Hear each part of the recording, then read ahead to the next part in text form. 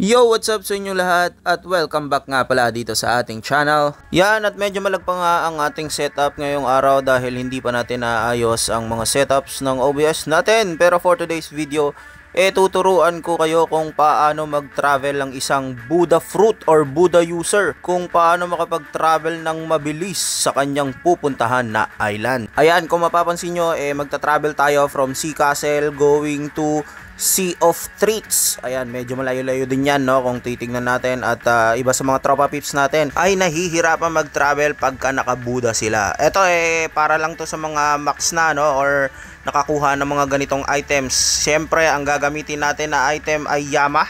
Yan, ang Yama po ay makukuha nyo pag nakadefeat kayo ng 30 na boss elites. At syempre, ang gagamitin natin na fighting style ay Electric Claw. Pwede din gamitin nyo yung Superhuman, no?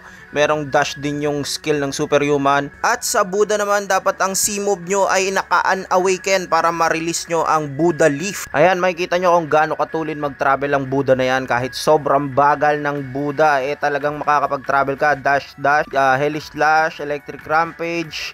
Antayin lang natin Retribution, Infernal Hurricane ulit, tapos Lightning Thrust, Buddha Leap syempre ulit, no, at Hellish Slash. Habang nag-cooldown yung mga skill, pwede kayong gumamit ng dash. At the same time, pwede nyong hanapin, no, sa 1, 2, 3 nyo kung ano yung mga nag-cooldown na skill.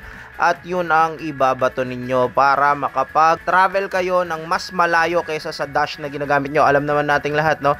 Once na nakabuda ka, sobrang bagal pong kumilos niyan. Pwede din kayong gumamit ng pilot helmet na makukuha nyo sa Sea 3, no? Sa C3. Pwede nyo pong makuha yon sa Portland.